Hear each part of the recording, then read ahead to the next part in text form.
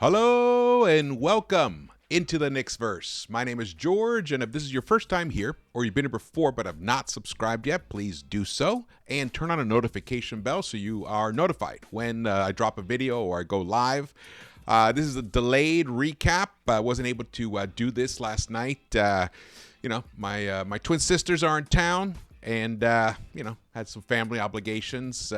Good time, and they caught most of the game with me, but I watched the last quarter. I actually rewatched it. I was watching it while I was driving. Shh, don't tell the DMV. Wow, incredible. This game, I think, is going to live on for many years. This is a tremendous game. The result, how it happened, and what happened yesterday. A lot of things happened yesterday. We're going to get into all of that, and we're even going to discuss some rumors at the end of this. Yes, someone that wears purple and gold here in Los Angeles. There is a rumor floating around about that, or not rumor, just stirring. So we're going to get into that. But first, let's get to this. Here we go. 109-105, and the Knicks did not lead for most of this game until late in the fourth quarter. An outstanding result. And let me tell you, I know Jalen Brunson is the star of the day, star of the night, the all-star of the New York Knicks. But a guy named Deuce McBride definitely should get a tremendous shout-out. When I was watching the game and when I was watching what he was doing, starting to do, he was the one who kept the Knicks around and gave them a chance to actually come back in and actually finally take this lead. Beautiful. We have highlights, and we've got this, because this moment here, honestly, I got choked up watching it. This is why I love sports. This is why I love sports right here. Jalen, that looked like a prize fight. How did that feel? Ooh. That was fun. That was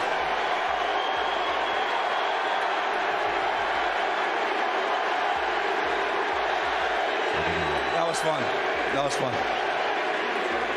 The night started with you being named to your first All-Star game. Just talk about the journey you've been on and how it has reached this point now where you're on the Garden floor hearing MVP chants and you're going to the All-Star game. I mean,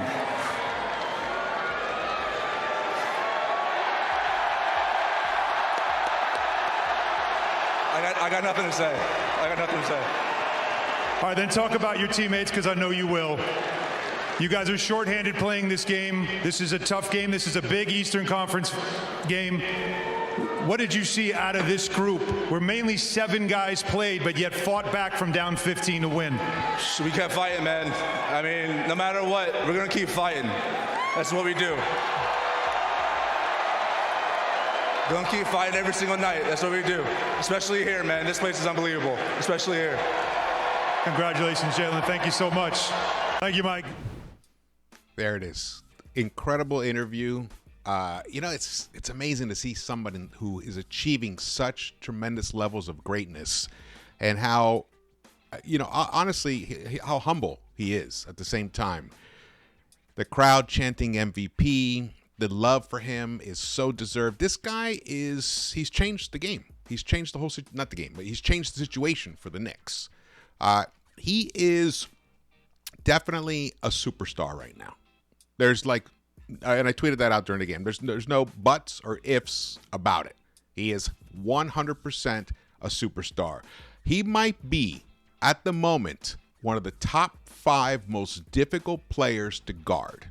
He is just unstoppable right now. And even if he takes punches to the face, he gets bowled over, whatever it is. The fouls were crazy for most of the game, and they didn't call enough of them.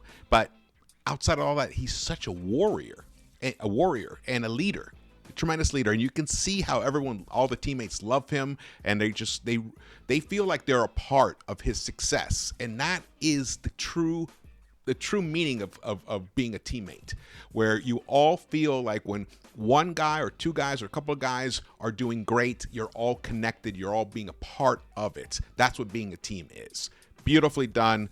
And the Knicks, I mean, this comeback win was so exciting because, again, no OG Anunoby, no Quentin Grimes, and we know there's no Julius Randle, and no Mitch Robinson still. So Knicks are missing 4 key rotation players, 3 of them starters, missing 60% of their starting unit, and they come out and take care of business against, Indiana Pacers are a good team. And now they got Siakam there, who Precious Achiuwa, his former teammate, pretty much locked them up in key situations. Locked him up. Precious Achiuwa ended up having a very good game, even though efficiency not so much, but his passion, his activity on the boards. The Knicks I believe the Knicks totally out-rebounded the Pacers. Totally out-rebounded them. Fantastic. Let's keep going here. What I want to show you guys is a couple things here. There we go. Star of the game. 40 points, 5 rebounds for Mr. Jalen Brunson on the night that he was announced as an all-star reserve along with Julius Randle. And look at this January that Brunson has put together. 28.9 points per game, 7.7 assists, and 37.6% from the three-point line. I think by the end of the season, if things keep going, he will definitely average about 27 and change. That is amazing to think. I felt that was possible. I felt it was possible for him in my preseason predictions, and now he's exceeding those possibilities. But look at this, man. Shout out to him. Congratulations. First All-Star appearance, and it's the hardest one to get is the very first one. Now that he's a reserve on the All-Star team, I believe next season he's going to get a lot more votes. We, the fans, have to get behind that to make sure he's a starter next year, because if he does what we think he's going to do for the rest of the season and into the playoffs, and we're going to talk all about that, the playoffs, he's going to do this next season as well, and he should be acknowledged as a starter, the All-Star game. Beautiful. But it wasn't just him. Julius, even though he's injured, was selected by the coaches to be an all-star reserve himself for the 3rd time. 3 out of 4 years. Beautifully done for him. Congratulations, Julius. Well deserved. Well deserved. Now, this right here. This, I could not stop smiling all last night. Look, but it helped because I was at a comedy show, so it really helped. And I just kept thinking about this. I was like, wow, the Knicks are like just a half game out of second place. And Milwaukee is struggling, and they got a new coach, Doc Rivers. It might take them a minute or two before they kind of figure that thing out. And the Knicks, by that point, could be in second place. And we're doing, again, I can't repeat it enough. We're doing this without All-Star Julius Randle and now OG Anunoby, who is a Defensive Player of the Year candidate, and Quentin Grimes, who one of our best perimeter defenders and three-point shooters.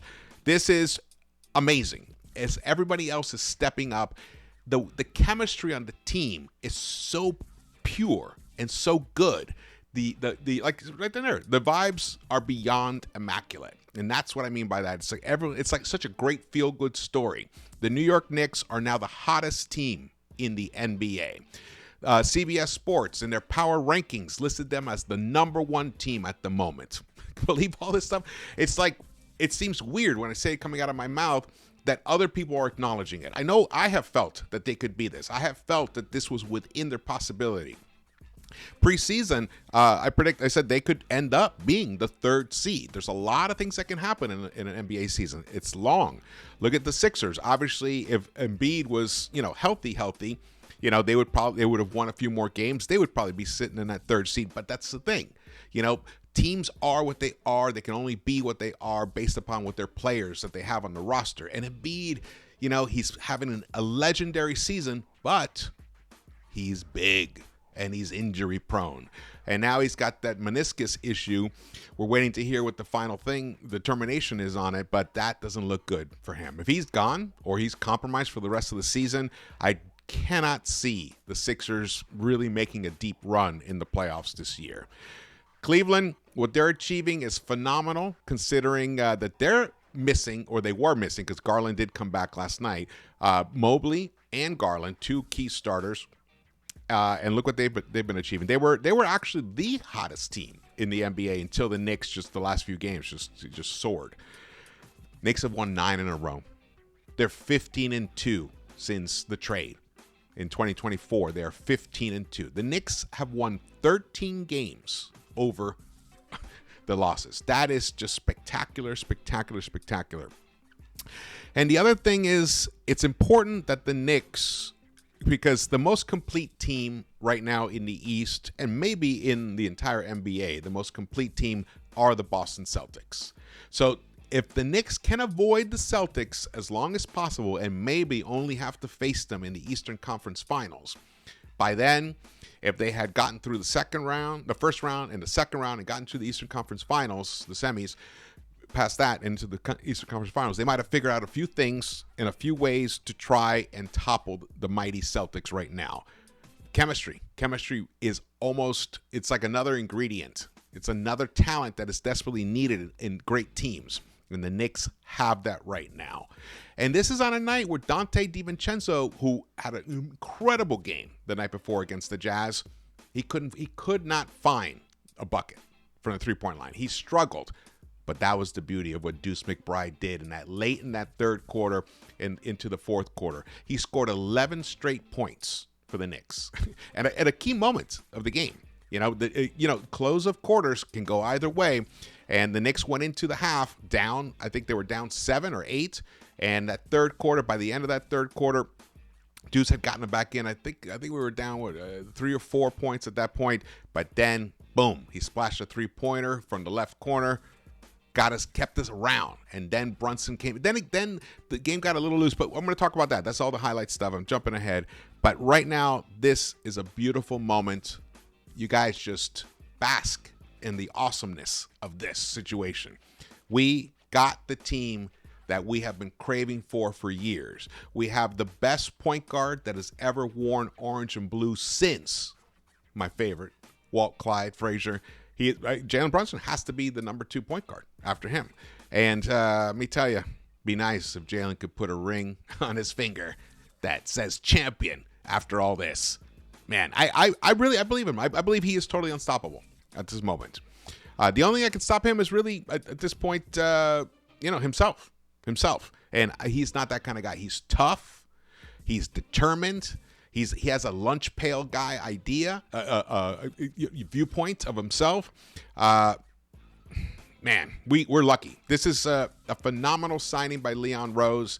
In some ways, I feel he deserves Executive of the Year just for bringing him here and all the other pieces he's done. And, the trade with OG and Precious, what he's delivered for us, fantastic. We are sitting pretty, guys. We are sitting pretty. And now we're going to get to the highlights of the game. Here we go. Oh, man. Is that Siakam? Yeah, Siakam. Siakam, he had a kind of a rough game. Yeah, he wasn't his usual self, dominant self. For the game, Siakam had 18 points, but it took 19 attempts for him to have that. Wow. That's not that good, guys. That's not that good. That is a struggle. Who was that? Here we go. Yeah, Dante, first half, even though he did hit that, he did not hit many after that. Actually, in that first quarter, Dante was... the first quarter, he started off well. Sorry. He did start off well. It was more the rest of the game that he struggled.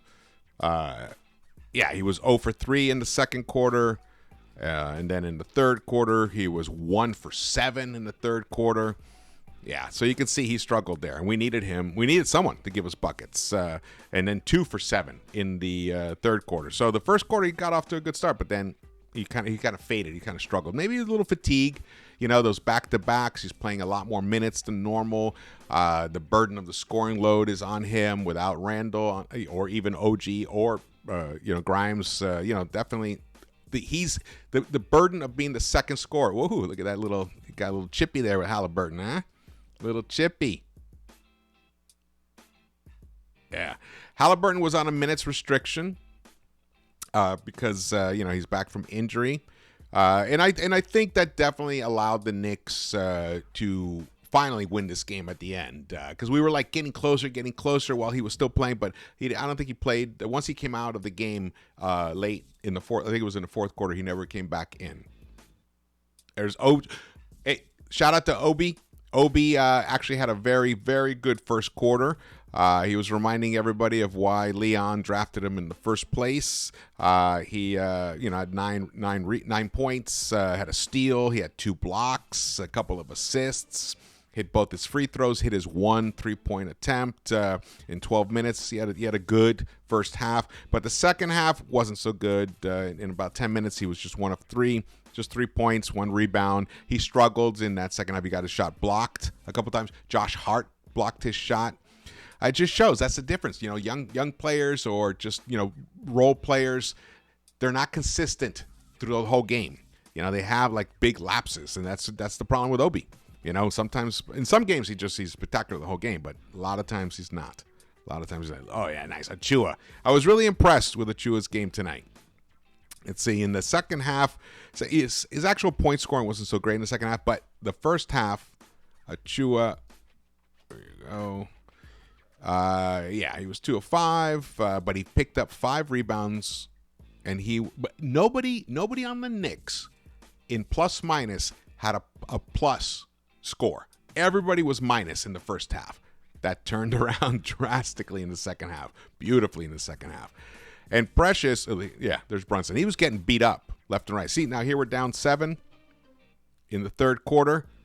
And as it gets closer to like about the 2-minute, 3-minute mark, when Deuce McBride comes into this game, it just totally turned around. Nice. Hartenstein, excellent game for him. 35 minutes, the most he's played in a while since his injury. He was 6 of 8, 19 rebounds for Mr. Hartenstein. He had a double-double, 12 and 19, and he had 6 assists and a block, and he had 8 offensive rebounds. And guess who else had 8 offensive rebounds? Precious Achiuwa to go with his 8 defensive rebounds. Precious had 16 rebounds total, and he had 12 points. But he attempted 16 shots, did not hit any of his 3-point shots, but his activity is what really made the difference. The second chance opportunities that he helped provide the Knicks were perfect, and his defense that he provided, especially he helped to slow down Obi, even though Obi does connect here, I think. He did help slow down Siakam, especially in that second half. Siakam struggled. He had 18 points on 19 attempts himself, 7 rebounds. Only 7 rebounds for Precious Achiuwa. The Pacers had 44 rebounds in this game. The Knicks had 60. The Knicks, Precious, Josh Hart, and Hartenstein, just those 3 guys out-rebounded the entire Pacers team. Yeah. Now, here's something that's really interesting about this game. And it's on a night when the Knicks shot 21.1% from the 3-point line. They were 8 of 38. They shot under 40% for the whole game. And even on the free throw line, they weren't necessarily, knocking down all their free throws either. They shot 76% on 25 attempts. But they only had 15 assists. That is the lowest amount of assists for a win for the Knicks this season. Actually, I think it's the lowest amount of assists for the entire season. And I've been preaching, 27 is the magic number. The Knicks win when they hit 27. Well, tonight was one of those oddity games where just 15, and also it's because nobody was making buckets, but it was because of the hustle, the second chance opportunities. The Knicks had 24 offensive rebounds to 9 by the Pacers. So that was a plus 15 for us. Right there, that's really the margin in the rebounding, because they had 35 defensive rebounds. We had 36. And in terms of steals, they had 9. We had 8. We kept our turnovers down. We only had 10 turnovers. They had 13. They had 9 blocks. We had 7. So really, it comes down to just the hustle. And that comes from, here we go. I missed this part here. That comes from Josh Hart. Really helps a lot tremendously with that. But look at this right here. Nice. See, he gets in his face, but he scored there. But I don't know. They don't show misses that often too much here. Here, Brunson got smacked in the face. A no call right there. Horrific situation. And over here, Brunson almost, this is the play right here. Watch this. Watch this. Splits these two. Ooh. There we go. And the Knicks had taken the lead, and they gave it up right there, but they got it back. They got a nice stop. And then Dante, little long two right there. Give us a little padding, 103-100. We got the stop. And then Brunson, look at this. Look at this play. Look at this. Gets it out to Dante. And now finally, Achua tips it in. Beautiful. That's the hustle. Look at his face. Oh, you missed it. He was like, ah. They were screaming. They were celebrating him and Isaiah. Loved it. This moment was a little, okay, let him through. You know, don't give up the three. Beautiful. And the New York Knicks held on to win 109-105 on a historic night. Here we go. Oh, you got fouled there. That was pretty much it. Man, beautiful. Beautiful. I mentioned Deuce, right? Yes. 11 straight points for him. 29 minutes. 6 of 13 overall. 16 points. No assists. He's now become like a two-guard in that lineup. Malachi Flynn, he contributed 7 minutes tonight. Even though he didn't make any bucket, he gave us some nice minutes, like some good activity there. Sims got in this game, 13 minutes. But look, it was only Thibs only went 8 deep, and Malachi only played 7 minutes. So there was basically almost a 7-man rotation last night. Beautiful. Dante, not an efficient night for him. 4 of 16 from the three-point line overall, but he did provide 20 points. Even though they weren't efficient, but you got to get points somehow. 8 of 26 overall. Brunson, 15 of 30. Even though, but 1 of 6 from the three-point line. The Knicks struggled from the three-point line. If it weren't for Deuce, this thing could have gone really differently. Really differently. Isaiah Hartenstein led the team with 6 assists. Beautiful. Here we go. The plus minus, as you can see, Dante was a minus. He was the only minus guy in the starting lineup. And Sims a -5, but look at Deuce, a +10, and it showed. That's what I meant. That's what I wanted to highlight about him. He gave us Emmanuel Quickly type of minutes last night. Fantastic, and he's filling that role. I mean, can he continue to do this? Honestly, I think he can, because the way he's figuring out how he can contribute and score. Oh man, he did this one play where he just drove on the left side, high off the backboard with a left hand. He banked it in, and it was a key bucket. It was during that stretch, and during the last 2 minutes of the third quarter and the first 2 minutes of the fourth quarter, he was phenomenal. And the Knicks, held Pacers scoreless for like 5-minute stretches. This is the #1 scoring offense in the NBA, and this team held them scoreless for long stretches. Look, we held them to 105 points. That was fabulous. I wish it was under 100. Would have made the story even more exciting, but this is still truly amazing. Look at that. 16 rebounds for Achua, 19 for Hartenstein, 12 for Josh Hart. Awesome. And then the Pacers, as I mentioned before, Nesmith was hot in that first half. See those 17 points? Those were all scored in that first half. 0 in the second half. Again, young players. That happens. Siakam, 18 points, as I mentioned. And then Halliburton, 6 of 10 overall, 2 of 6 from the three-point line, 15 points for him, 5 assists, 4 rebounds, but only 22 minutes. I do think, just to give a nod to that whole situation. If he had been able to play more minutes, the Pacers might have been able to hold the Knicks back, especially in that fourth quarter. But again, that's the situation. We were missing 3 starters, so. You can't cry about it, Indiana.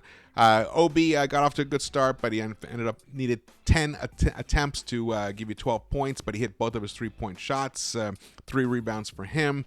Jalen Smith, 9 of 11, incredibly efficient. I think he might be in the tops there in the overall field goal percentage in the NBA. He was a high scorer for Indiana with 20 points. And Nembhard, who there was a stretch there when it was Nembhard and McBride kind of like dueling back and forth. Nembhard was giving it to the Knicks. He finished with 10 points, but eventually, 4 of 12 is not much to write home about. But they shot almost 40% from the three-point line. And to think the Knicks shot 21%, 21%, and only had 15 assists, and they won this game. Freakish game.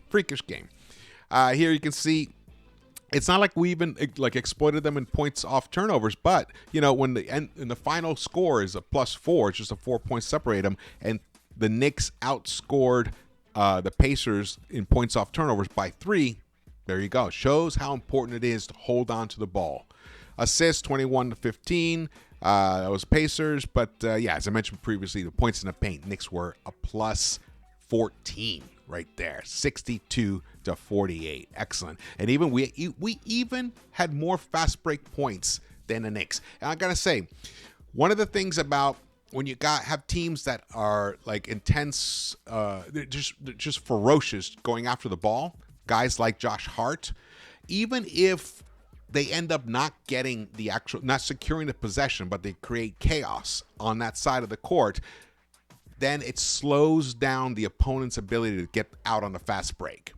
Like sometimes when they deflect the ball, it goes off someone's foot or whatever, it goes off, a Knicks player's foot or whatever, or a knee, and the possession still goes to the Pacers. It's fine. They have to take the ball out of bounds. They just can't get down the court and score on us and beat us up on that end. Here, they only got 12 fast break points. We ended up with 14. The Pacers once led by 15 in this game. Incredible. This is really, it's all about the rebounding, though. Look at that. All right. We're going to talk about this. So, Stephen A. Smith apparently was on, I guess this is a First Take. Actually, I don't know where this was. But I did see this clip, and he's like getting all excited, and he's saying basically that LeBron James should ask for a trade to the Knicks if he wants to win a championship. So, obviously, this is not happening this season. No way. But it's something that's always a possibility in the offseason. LeBron, the guy has an incredible nose for sniffing out great situations for himself so that he can put himself in the best position to win an NBA championship. If the Lakers do end up failing, and actually the Knicks are playing the Lakers tomorrow at MSG. So it's really interesting that all this happened because, right here, Stephen Bondy tweeted this out not that long ago. He says, with the Knicks' clutch impasse as the backdrop, which we've reported on previously, the team and Rich Paul met today and, quote, things were hashed out, a source told the Post. Focus now moving forward with better relationship. So, what do I think? Do I think the Knicks should even entertain this at all? I am going to say very emphatically, no. There is no guarantee anymore. He's 39 years old. He's getting older. Obviously, he wants to, if Bronny, his son, comes out and gets drafted, if LeBron's going to go anywhere, it'll be to a team that drafts Bronny. So that would mean the Knicks would have to draft Bronny for this to happen. So anything could happen. Because Windhorst was on a radio show with Alan Hahn today, and where they discussed the situation. And basically, he said, it's highly unlikely that this could happen at all. Because also LeBron is building some like $100 million home in Beverly Hills, and he loves Southern California, but he also loves to win. And he's only got a few more years in those legs, so.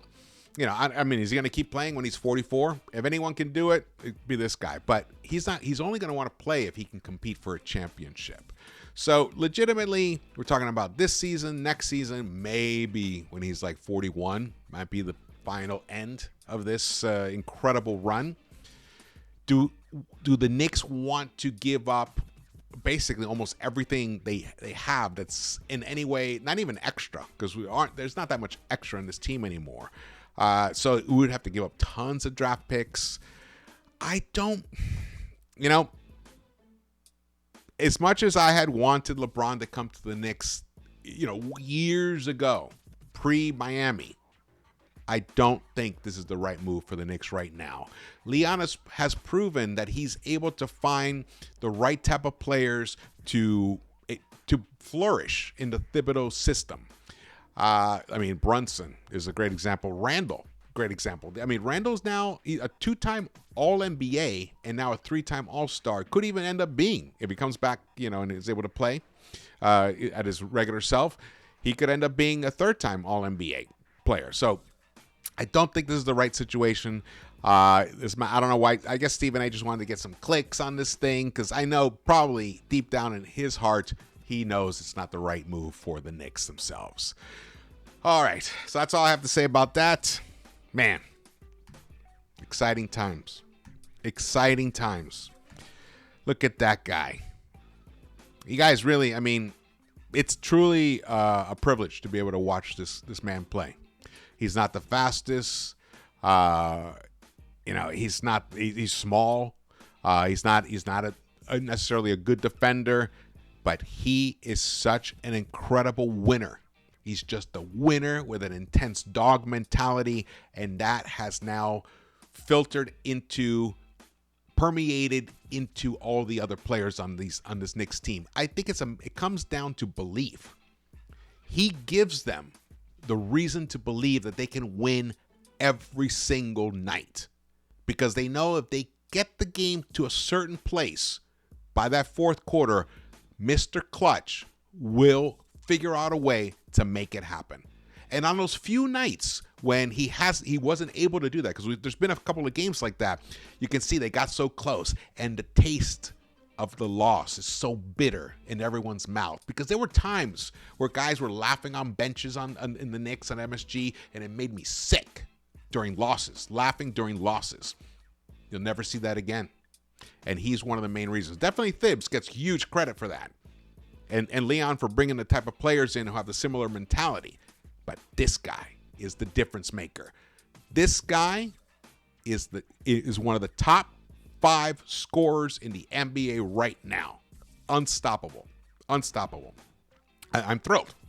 Can you tell? Look at those stats.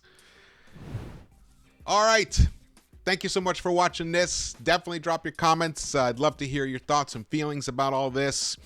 I don't know what's going to happen tomorrow with the Knicks and Lakers. I kind of want to predict the win, but who knows? LeBron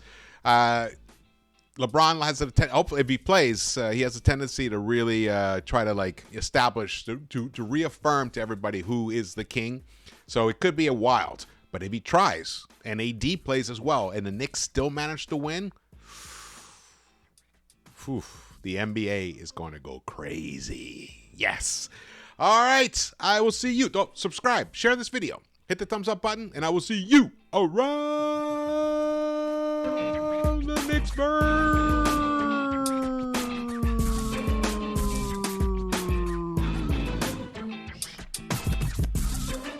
No LeBron to the Knicks.